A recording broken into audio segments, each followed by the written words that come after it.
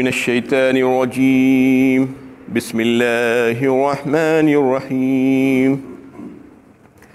قل لمن الارض ومن فيها ان کنتم تعلمون۔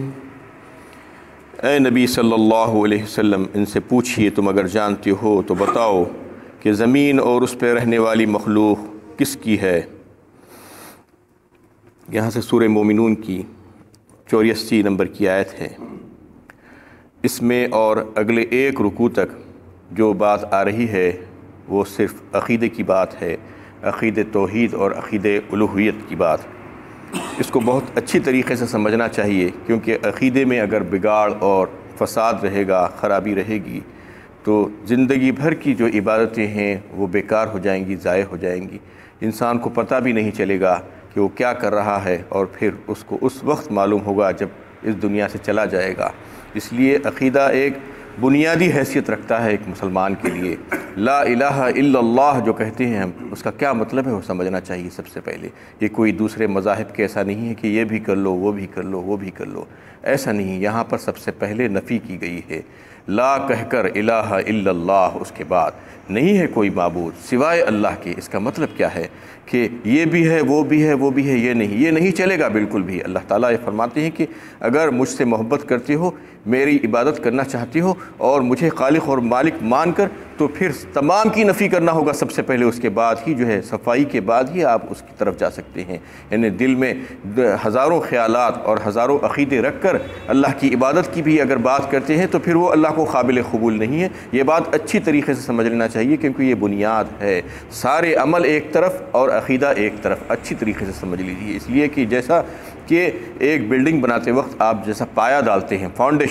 فاؤنڈیشن ایک طرف ہوتا ہے اور پوری بلڈنگ ایک طرف ہوتی ہے۔ فاؤنڈیشن اگر آپ کا خراب ہو جائے گا تو وہ ساری کی ساری کروڑہ روپئے جو آپ بلڈنگ پہ لگاتے ہیں وہ بیکار ہو جائے گی، ضائع ہو جائے گی، کبھی بھی گر سکتی ہے وہ۔ اس لیے پایا بہت اچھا ڈالا جاتا ہے۔ ویسے ہی جو ہے اس میں بھی، اسلام میں اور ایمان کے معاملے میں بھی پائے کی بہت اہمیت ہے۔ یہی وجہ تھی کہ 13 سالہ مکی دور میں آپ دیکھیے کہ صرف اور صرف ایمانیات کی بات ہوئی ہے اور کوئی دوسرے مسائل پہ گفتگو نہیں ہوئی ہے۔ آپ اگر جو ہے صورتوں کو اٹھا کر دیکھیں، مکی صورتیں اور مدنی صورتیں، تو پھر مکی صورتوں میں آپ صرف اور صرف ایمانیات پر بحث پائیں گے۔ ایمانیات کو مضبوط کیا گیا ہے صحابہ کرام کی، اس کے بعد پھر احکامات آنے شروع ہوئے مدینے میں آ کر۔ تو اس طریقے سے جو ہے ایمان، جو عقید توحید اور عقید الوہیت، اس کو اچھی طریقے سے انسان اگر سمجھ جائے تو پھر جو ہے اس کے سارے عمل بہترین ہو جائیں گے۔ تو اس میں اس بات کی طرف توجہ دلائی گئی ہے، اور ان کفار مکہ سے سوال کیا جا رہا ہے کہ پوچھو تو صحیح اے نبی صلی اللہ علیہ وسلم ان سے، اگر تم جانتے ہو تو زمین پر رہنے والی، زمین اور اس کے رہنے والی مخلوق کس کی ہے، کون اس کو پیدا کیا ہے؟ سیقولون للہ قل افلا تذکرون، وہ فوراً ہی بول اٹھیں گے کہ اللہ ہی ہے۔ کہیے تو پھر اللہ تعالیٰ کی ان قدرتوں کو دیکھتے ہوئے بھی تم کیوں نصیحت پذیر نہیں ہوتے؟ قل من رب السماوات السبع ورب العرش العظیم، اے نبی صلی اللہ علیہ وسلم ان سے پوچھئے ساتوں آسمان اور عرش عظیم کا رب کون ہے؟ سیقولون للہ قل افلا تتقون، بے ساختہ بول اٹھیں گے ان سب کا مالک اللہ ہی ہے۔ کہیے جب یہ حقیقت ہے تو پھر اللہ کو الہ واحد نہ ماننے کے انجام سے کیوں نہیں ڈرتے؟ قل من بیدہ ملکوت کل شیء وہو یجیر ولا یجار علیہ ان کنتم تعلمون، کہیے کائنات ارضی و سماوی کے ذرے ذرے کی فرمان روائی کس کی قبضہ قدرت میں ہے، اور وہی پناہ دیتا ہے، اس کے مقابل میں اس کے عذاب سے کوئی پناہ نہیں دے سکتا۔ اگر تم جانتے ہو تو اس کا جواب دو۔ سیقولون للہ قل فانا تسحرون، وہ بول اٹھیں گے سب کچھ اللہ ہی کا ہے اور اسی کے اختیار میں ہے۔ کہیے پھر کس چیز نے تمہیں مسحور کر دیا ہے، تم پر کس کا جادو چل گیا ہے، کس نے تمہاری آنکھوں پر پنٹی باندھ رکھی ہے کہ اللہ تعالیٰ کی قدرت دیکھتے ہوئے بھی اللہ تعالیٰ کا الہ واحد ہونا تسلیم نہیں کرتے؟ ان آیتوں میں یہ بات بالکل واضح ہو گئی ہے کہ کفار مکہ سے جب سوال کیا جا رہا تھا اور اللہ کے نبی صلی اللہ علیہ وسلم سوال کر رہے ہیں تو وہ یہی جواب دے رہے ہیں کہ ساری باتوں کو مان رہے ہیں اور تسلیم کر رہے ہیں۔ یہ نہیں کہتے کہ زمین و آسمان کو بنانے والے کوئی اور ہے، آسمان سے بارش برسانے والے کوئی اور ہے، اور زمین و آسمان کے درمیان جو مخلوقات ہیں، جو تمام اشیاء ہے، اس کے مالک کوئی اور ہے، یہ نہیں کہہ رہے ہیں، بلکہ ہمیشہ یہی بات کا جواب دے رہے ہیں، سیقولون للہ، فوراً یہ جواب دے رہے ہیں کہ اللہ اللہ، یعنی وہ اس بات کے قائل ہیں، اللہ تعالیٰ کی خالقیت کے، اللہ تعالیٰ کی مالکیت کے، اللہ تعالیٰ کی رازقیت کے اور اللہ تعالیٰ کی ربوبیت کے قائل ہیں کفار مکہ بھی، لیکن اس کے باوجود اللہ تعالیٰ کی انہیں توحید الوہیت میں جو ہے وہ شک کرتے ہیں، انہیں یہ سمجھتے ہیں کہ عبادت کرنے کے لیے کوئی دوسرے بھی ہیں اللہ کے ساتھ، اس میں ہی شک تھا ان کو، دوسری چیزوں میں کسی میں شک نہیں تھا ان کو، کبھی بھی انہوں نے یہ نہیں کہا کہ یہ کوئی دوسرا بنایا ہے۔ آپ سورہ عنکبوت پارہ 21 میں بھی اٹھا کر دیکھیے تو یہی بات سامنے آتی ہے، وَلَئِن سَأَلْتَهُمْ مَنْ خَلَقَ السَّمَاوَاتِ وَالْأَرْضِ وَسَخَّرَ الشَّمْسَ وَالْقَمَرَ لَيَقُولُنَّ اللَّهُ فَأَنَّىٰ يُؤْفَكُونَ وَلَئِن سَأَلْتَهُمْ مَنْ نَزَّلَ مِنَ السَّمَاءِ مَاءً فَأَحْيَا بِهِ الْأَرْضَ بَعْدَ مَوْتِهَا لَيَقُولُنَّ اللَّهُ قُلِ الْحَمْدُ لِلَّهِ، اس میں بھی سوال کیا گیا۔ اور اگر آپ ان کفار سے پوچھیں، اللہ تعالیٰ فرما رہے ہیں، تو اگر آسمان و زمین کے بنانے کے بارے میں، سورج اور چاند کے مسخر کرنے کے بارے میں اگر ان سے پوچھیں تو وہ یہی جواب دیں گے کہ یہ کام اللہ تعالیٰ ہی کر رہے ہیں، اور آسمان سے بارش برسا کر زمین کو، مردہ زمین کو جو ہے زندہ کرنے والے اور اس سے نباتات کو اگانے والی کون سی ذات ہے، تو وہ یہی کہیں گے فوراً کہ اللہ۔ تو پھر ان تمام باتوں کو ماننے کے باوجود بھی الوہیت کے کیوں نہیں مانتے؟ ان سے یہ سوال کیا جا رہا ہے کہ ایک اللہ کی عبادت کیوں نہیں کرتے؟ کیونکہ تم کو یہ بات بتا دی گئی تھی، واضح کر دی گئی تھی تمہارے سامنے، سورہ بقرہ میں بھی یہ بات آئی، یا ایھا الناس اعبدوا ربکم الذی خلقکم والذین من قبلکم لعلکم تتقون، یعنی عبادت تو اسی کی ہونی چاہیے جس نے تم کو پیدا کیا ہے اور جس نے تمہارے باپ داداؤں کو پیدا کیا ہے، یعنی جو خالق ہے، جو مالک ہے، وہی تمہارا جو ہے الہ ہو سکتا ہے، اس کے علاوہ کوئی الہ نہیں ہو سکتا۔ تو خالق ایک ہی ہے، تو لہٰذا الہ بھی ایک ہی ہونا چاہیے۔ ان تمام باتوں کو بتاتے ہوئے یہ بات پوچھی جا رہی ہے کہ جب تم اس بات کا اعتراف کرتے ہو، جب تم یہ سمجھتے ہو کہ یہ تمام چیزوں کے خالق اور مالک اللہ تعالیٰ ہے اور ہماری رزق رشا جو ہے اللہ تعالیٰ ہی ہے، روزی رساں اللہ تعالیٰ ہی ہے، تو پھر دوسروں کی عبادت کیوں کرتے ہو؟ تو وہ لوگوں کو یہ مغالطہ تھا کہ جو اللہ کے نیک بندے ہیں جن کی ہم عبادت کرتے ہیں ان کو بھی اللہ تعالیٰ نے اختیارات دے کر رکھے ہیں، اور ہم ان کے پاس اللہ تعالیٰ کی انہیں قرب حاصل کرنے کے لیے جاتے ہیں، ان کے پاس جاتے ہیں تاکہ اللہ تعالیٰ کا ہم کو قرب مل جائے۔ یہی مغالطہ آج بہت سے یعنی جس کے پاس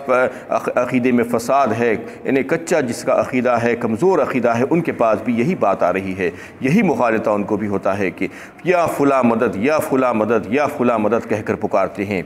نظر و نیاز اور منتیں مرادیں مانگتے ہیں جا کر، یعنی غیر اللہ کے پاس ان کے آستانوں پر، اور یہ سمجھتے ہیں کہ وہ ان کو دینے پر قادر ہیں، ان کو نفع نقصان پہنچانے پر قادر ہیں۔ یہی وجہ ہے کہ وہ لوگوں کے پاس جاتے ہیں، ورنہ اللہ تعالیٰ قادر مطلق ہیں، اس کو چھوڑ کر ان کی اور ان کے پاس جانے کا کیا مطلب ہے؟ یہ سمجھ رہے ہیں کہ وہاں پر بھی ہماری حاجت روائی ہو سکتی ہے، ہمیں کچھ فائدہ پہنچ سکتا ہے، ہم کچھ نقصان سے بچ سکتے ہیں، دنیاوی مفادات ہم کو مل سکتے ہیں، یہ سوچ کر یا فلاں مدد، یا فلاں مدد کہتے ہیں، جبکہ اللہ تعالیٰ اس کی نفی فرماتے ہیں۔ اور اللہ تعالیٰ نے کہیں پر بھی یہ بات نہیں کہی کہ میں نے اپنے کچھ پسندیدہ اور برگزیدہ اور منتخبہ بندوں کو کچھ اختیارات دے کر رکھے ہیں، تم ان کے پاس جاؤ اور ان سے مدد طلب کرو، ان کو بھی نفع نقصان کا مالک سمجھو، یہ کہیں پر بھی اللہ تعالیٰ نے نہیں کہا، بلکہ ان تمام چیزوں کی تو نفی فرمائی ہے اللہ تعالیٰ نے۔ سورہ یونس پارہ 11 میں آپ دیکھیے، وَيَعْبُدُونَ مِن دُونِ اللَّهِ مَا لَا يَضُرُّهُمْ وَلَا يَنفَعُهُمْ وَيَقُولُونَ هَٰؤُلَاءِ شُفَعَاؤُنَا عِندَ اللَّهِ، اللہ تعالیٰ پوچھتے ہیں کہ جو اللہ کے سوا ان کی اور ان کی اور اللہ کے سوا جن کی جو ہے عبادت کی جاتی ہے کرتے ہیں، تو جب ان سے پوچھا جاتا ہے تو یہ کہتے ہیں کہ ہم ان کی عبادت اس لیے کرتے ہیں کہ وہ ہمارے سفارشی ہیں اللہ کے ہاں۔ وَيَعْبُدُونَ مِن دُونِ اللَّهِ مَا لَا يَضُرُّهُمْ وَلَا يَنفَعُهُمْ، جو ان کو کچھ بھی نفع اور نقصان نہیں پہنچا سکتے، تو یہ کہتے ہیں کہ یہ تو ہماری سفارشی ہیں، ہم سفارش کے لیے جاتے ہیں ان کے پاس تاکہ اللہ تعالیٰ کے پاس ہماری وہ سفارش کر دیں۔ یہ بات کہہ رہے ہیں، قُلْ أَتُنَبِّئُونَ اللَّهَ بِمَا لَا يَعْلَمُ فِي السَّمَاوَاتِ وَلَا فِي الْأَرْضِ، اللہ تعالیٰ پوچھ رہے ہیں اچھا تم اللہ تعالیٰ کو متنبع کر رہے ہو، خبردار کر رہے ہو جو بات اللہ تعالیٰ آسمانوں اور زمینوں میں نہیں جانتے، یعنی تم اس بات کی اطلاع اللہ تعالیٰ کو دے رہے ہو، اچھا۔ اس کے بعد سورہ زمر پارہ 23 میں آپ دیکھیے کیا بات کر رہے ہیں، فَاعْبُدِ اللَّهَ مُخْلِصًا لَهُ الدِّينَ أَلَا لِلَّهِ الدِّينُ الْخَالِصُ وَالَّذِينَ اتَّخَذُوا مِن دُونِهِ أَوْلِيَاءَ مَا نَعْبُدُهُمْ إِلَّا لِيُقَرِّبُونَا إِلَى اللَّهِ زُلْفَىٰ، کہا اللہ تعالیٰ نے خالص اللہ ہی کی عبادت ہونی چاہیے، اور دین کو خالص کر کے تم اللہ ہی کی عبادت کرو، اس کے سوا کوئی اور تمہارا جو ہے الہ نہیں ہو سکتا۔ اور جو لوگ اللہ کے سوا اوروں کو اولیاء بنا رکھتے ہیں، وہ یہ کہتے ہیں اور یہ سمجھتے ہیں کہ ہم ان کے ذریعے سے اللہ کا قرب حاصل کرتے ہیں، یعنی ان کے پاس اس لیے جاتے ہیں کہ وہ ہمیں اللہ تعالیٰ کے قرب کا درجہ دلا دے۔ ان تمام باتوں کی نفی اللہ تعالیٰ فرما رہے ہیں اور کہہ رہے ہیں کہ یہ تمام چیزوں کی تمہیں ضرورت نہیں ہے، میں تو تمہارے تمہارے بہت قریب ہوں، میں تمہاری دعاؤں کو سنتا ہوں۔ وَإِذَا سَأَلَكَ عِبَادِي أَنِّي فَإِنِّي قَرِيبٌ أُجِيبُ دَعْوَةَ الدَّاعِ إِذَا دَعَانِ فَلْيَسْتَجِيبُوا۔ سورہ بقرہ پارہ 2 میں اللہ تعالیٰ نے واضح فرما دیا کہ دیکھو جب میرے بندے تم سے میرے بارے میں سوال کریں تو ان سے کہنا کہ میں بہت قریب ہوں اور اس پکارنے والے کی پکار کو میں سنتا اور اس کو قبول کرتا ہوں۔ یہ اللہ کا وعدہ ہے، ربکم ادعونی استجب لکم ان الذین یستکبرون عن عبادتی سیدخلون جہنم داخرین۔ سورہ مومن پارہ 24 میں اللہ تعالیٰ نے واضح فرما دیا کہ تمہارا رب چاہتا ہے کہ تم اس سے مانگو دعائیں، اور جو اس سے تکبر کرتا ہے دعا مانگنے میں اور عبادت کرنے میں تو یہ عنقریب وہ جہنم میں داخل ہو جائے گا۔ اللہ تعالیٰ تو غصہ ہوتے ہیں جو ان سے نہیں مانگتے، وہ تو کہتے ہیں کہ میں تمہارے بہت قریب ہوں، میں تو سننے کے لیے تیار ہوں۔ وَلَقَدْ خَلَقْنَا الْإِنسَانَ وَنَعْلَمُ مَا تُوَسْوِسُ بِهِ نَفْسُهُ وَنَحْنُ أَقْرَبُ إِلَيْهِ مِنْ حَبْلِ الْوَرِيدِ کہا سورہ قاف پارہ 26 میں۔ ہم ہی نے انسانوں کو پیدا کیا ہے اور پھر ہم جانتے ہیں ان کے دل میں جو خیالات پیدا ہوتے ہیں اس کو بھی جانتے ہیں، اور ہم ان کے شہرخ سے بھی زیادہ قریب ہیں، یعنی رگ جان سے بھی زیادہ قریب ہیں، اتنا زیادہ قریب کہ جو کچھ بھی ان کے دل میں خیالات پیدا ہوتے ہیں ابھی وہ اس کو یعنی باہر ظاہر بھی نہیں کیے ہیں، ان کو بھی ہم جانتے ہیں اور ہم پہچانتے ہیں کہ وہ کیا چاہتے ہیں، ان کی کیا حاجتیں ہیں، ہم ان سے خوب واقف ہیں۔ اور اس طریقے سے جو ہے کئی ایک آیتوں میں آپ کو جو ہے اس چیز کی نفی ملے گی، اور اللہ تعالیٰ یہ بار بار کہہ رہے ہیں کہ وَمَنْ أَضَلُّ مِمَّن يَدْعُو مِن دُونِ اللَّهِ مَن لَّا يَسْتَجِيبُ لَهُ إِلَىٰ يَوْمِ الْقِيَامَةِ وَهُمْ عَن دُعَائِهِمْ غَافِلُونَ۔ سورہ احقاف پارہ 26 میں اللہ تعالیٰ فرما رہے ہیں اس سے زیادہ گمراہ اور کون ہو سکتا ہے جو ان ایسے ویسوں کو پکارے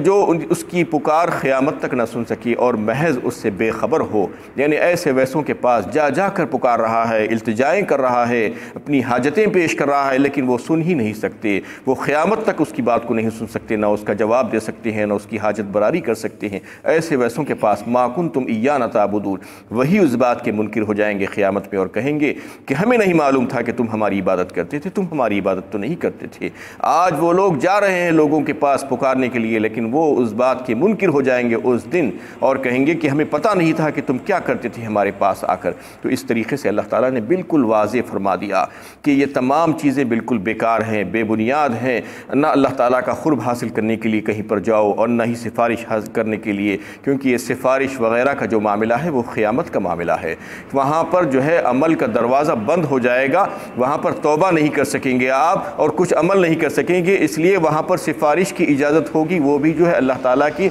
منتخبہ بندوں کو، اور پھر جس کے لیے اللہ تعالیٰ چاہیں گے۔ دنیا میں آپ کے کوئی حاجت براری کے لیے، کوئی مشکلوں کی آسانی کے لیے آپ کو سفارش کرنے کے لیے کہیں پر نہیں کہا گیا ہے، آپ کو عمل کرنے کے لیے کہا گیا ہے۔ وہ جو ہے آپ سفارش کے لیے یہاں پر وہاں پر نہیں جا سکتے، اللہ تعالیٰ کا قرب حاصل کرنے کے لیے یہاں وہاں پر نہیں جا سکتے، بلکہ اللہ تعالیٰ کا قرب تو جو ہے نمازوں میں ہے اور عبادتوں میں ہے، سجدوں میں ہے، وہ کر کے اللہ تعالیٰ کا قرب حاصل کریں، اور اللہ تعالیٰ سے راست مانگنے کے لیے اللہ تعالیٰ خود فرما رہے ہیں میں انتہائی قریب ہوں، میں تمہاری دعاؤں کو سنتا ہوں، میں قبول کرتا ہوں، اور میں جو ہے میری عطائیں جاری ہیں، میں غصہ ہو جاتا ہوں تم اگر مجھ سے نہیں مانگتے۔ تو پھر اس کے باوجود آخر انسان کو کیا ہو گیا ہے کہ وہ اللہ سے نہیں مانگتا، جو قادر مطلق ہیں، جو دینے پر تیار ہیں، جو دے سکتا ہے سب کچھ، اور جو محتاج ہیں، جو اللہ کی مخلوقات ہیں، جو کمزور ہیں، جو بے بس ہیں، جو کچھ نہیں دے سکتے، جو خود ان کی اپنی زندگی کے لیے اللہ کے محتاج ہیں، ان کی بقا کے لیے اپنے یا اللہ کے محتاج ہیں، تو ان لوگوں کے پاس جا کر کیا حاصل کر سکتا ہے؟ جو دور ہیں ان کے پاس جا رہا ہے، جو قریب ہے، جو اس کی بات کو سنتا ہے، جو اس کے خیالات کو جانتا ہے، اس کو چھوڑ کر ادھر ادھر جانے کا کیا مطلب ہے؟ یہ عقیدے میں فساد ہے، اس کو درست کر لینا چاہیے، بہترین کر لینا چاہیے، کیونکہ عقیدے کا فساد انسان کو تباہ کر دیتا ہے، اور یہ جو ہے بالکل دل و دماغ سے پرانی باتوں کو نکال کر یہ باتوں کو ذہن میں لانا چاہیے کہ اللہ تعالیٰ کیا چاہتے ہیں، اللہ تعالیٰ کیا فرما رہے ہیں ان آیتوں میں، کیا تقاضا ہے ان آیتوں کا، اور عقیدت توحید کیا ہے، عقیدہ الوہیت کیا ہے، اللہ تعالیٰ ہی کی عبادت کیوں ہونی چاہیے، یہ بات سمجھ لینا چاہیے۔ اس کے علاوہ دوسرے جو بھی ہے اللہ کے غیر ہیں، وہ ان سے مانگنے کی وجہ یہی ہے کہ ان کے پاس بھی جو ہے انسان یہ سمجھ رہا ہے کہ وہ بھی دینے پر قادر ہیں، حالانکہ وہ دینے پر قادر نہیں ہیں۔ اللہ تعالیٰ نے کسی کو بھی اختیارات نہیں دے کر رکھے ہیں، اللہ تعالیٰ ہی قادر مطلق ہیں، وہ دینے پر قادر ہیں اور دینے کے لیے تیار ہیں۔ وہ کہہ رہے ہیں کہ مجھ سے مانگو، اس کے علاوہ چھوڑ کر دوسروں کے پاس جانا یہ بیوقوفی نہیں تو اور کیا ہے؟ یعنی اپنی زندگی بھر کے اعمال کو ضائع کرنا ہے اور پھر وہاں سے کچھ بھی ملنے والا نہیں ہے۔ کوئی بھی اللہ تعالیٰ کی مخلوق ہون دیجئے، کتنی بھی بڑی کتنی ہی برگزیدہ، وہ سب کے سب اللہ کے محتاج ہیں۔ کیا اللہ کے نبی صلی اللہ علیہ وسلم کے مقابلے میں ان کا کوئی مقابلہ ہو سکتا ہے؟ سید الانبیاء، انہوں نے بھی جو ہے اللہ ہی سے مانگی ہے، ہمیشہ اپنی حاجتیں اللہ ہی کے سامنے انہوں نے پیش کی ہے، جبکہ ان کے آباء و اجداد میں کیسے بڑے جو ہے جلیل القدر پیغمبر گزرے ہیں، حضرت اسماعیل علیہ السلام، حضرت ابراہیم علیہ السلام، ان کا واسطہ دے کر کبھی بھی انہوں نے نہیں مانگا، ان سے کبھی بھی نہیں مانگا، بلکہ اللہ ہی سے مانگا۔ مسنون دعاؤں کو آپ اٹھا کر دیکھیے کہ ہر موقع پر اللہ کے نبی صلی اللہ علیہ وسلم نے اللہ سے دعائیں مانگی ہیں، راز دعائیں مانگی ہے، یہ بتانے کے لیے امت کو کہ دیکھو اللہ ہی ہے دینے پر قادر، اور انہی سے مانگو، کسی اور سے مت مانگو، کوئی نہیں دے سکتے۔ غنی ایک ہی ہیں، سب کے سب فقیر ہیں اور محتاج ہیں، یہ سب کمزور مخلوق ہیں، سب اللہ کی محتاج ہے، ان سے مانگنے کے بجائے اللہ سے مانگو۔ یہ عقیدہ جو ہے اگر ہمارے میں آ جائے گا تو پھر ہماری جو ہے سارے عمل بہترین ہو جائیں گے، چاہے وہ تھوڑا عمل کیوں نہ ہو، وہ اللہ تعالیٰ اس کو قبول فرمائیں گے۔ اور اگر بہت زیادہ بھی عمل کریں گے لیکن عقیدے میں فساد اور بگاڑ ہوگا ہماری بے وقوفی اور نادانی کی وجہ سے، تو پھر وہ تباہ و برباد ہو جائے گا، اس کا کوئی فائدہ اللہ کے پاس جا کر ہمیں نہیں ملے گا۔ وآخر دعوانا الحمدللہ رب العالمین۔